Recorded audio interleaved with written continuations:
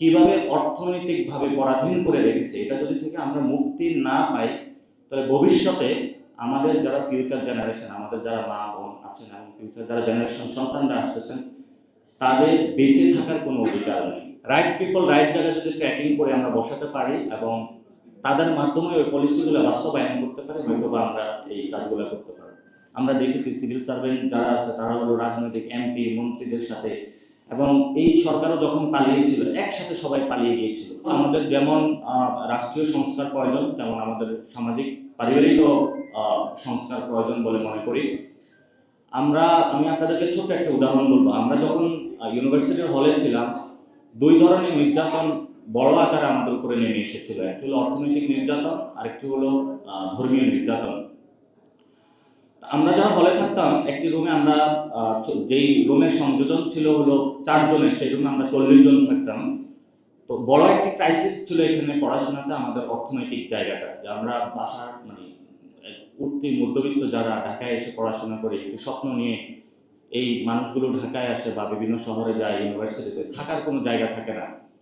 অর্থনৈতিক সংগ্রামের মধ্যে দিয়ে যেতে হয় তার। ফলে যখন ক্যান্টিনে যায়, সেখানে হলো সে এমন একটা ডাল খায় যেটা হলো খুবই পচা দুর্গন্ধ ওইটার থেকে আসে।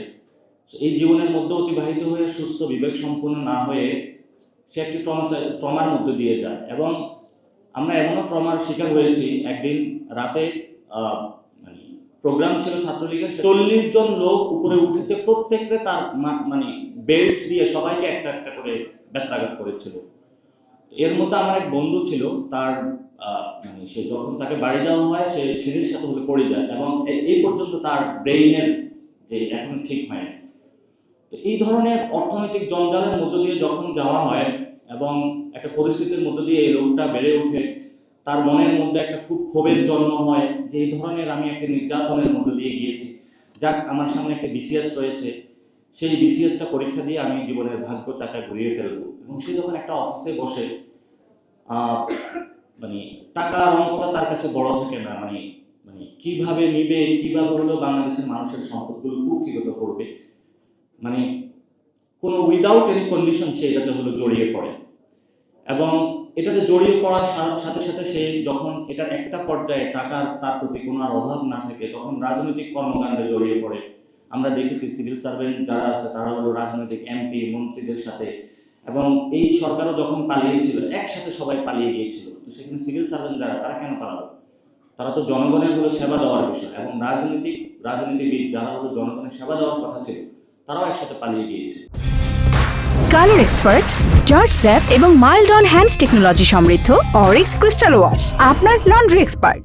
আমরা আজকে যে কথাটা মুশতাক ভাই খুব সুন্দর করে বলেছেন, যদি অর্থনৈতিক নতুনভাবে আমরা বন্দোবস্ত না করতে পারি, আসলে নতুনভাবে রাজনৈতিক সংজ্ঞায়ন অথবা বাংলাদেশের নতুন কোনো মুক্তির আমরা সংজ্ঞা দেখি না। এবং এখানে দক্ষিণ এশিয়াতে ভারত বাংলাদেশকে এখন অন্যান্য যে ফরেন কান্ট্রিগুলো রয়েছে কিভাবে অর্থনৈতিকভাবে পরাধীন করে রেখেছে, এটা যদি থেকে আমরা মুক্তি না পাই, তাহলে ভবিষ্যতে আমাদের যারা ফিউচার জেনারেশন, আমাদের যারা মা বোন আছেন এবং ফিউচার যারা জেনারেশন সন্তানরা আসতেছেন, তাদের বেঁচে থাকার কোনো অধিকার নেই। তারা না খেয়ে অর্থনৈতিক জঞ্জালে জড়িয়ে জীবনের কষ্টি পাথরে তারা পদাঘাতে মৃত্যুবরণ করবে।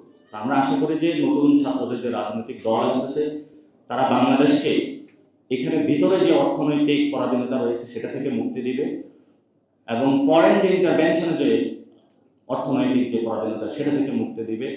এবং ব্যক্তি জীবনে যে এই পরিস্থিতির মধ্যে দিয়ে যাওয়া হয়, এটা যদি আমরা স্টেট পলিসি এবং বাস্তব জায়গায়, যেটা মুশতাক ভাই খুব সুন্দর করে বলেছেন, রাইট পিপল রাইট জায়গায় যদি ট্র্যাকিং করে আমরা বসাতে পারি এবং তাদের মাধ্যমে ওই পলিসিগুলো বাস্তবায়ন করতে পারি, হয়তো বা আমরা এই কাজগুলো করতে পারি।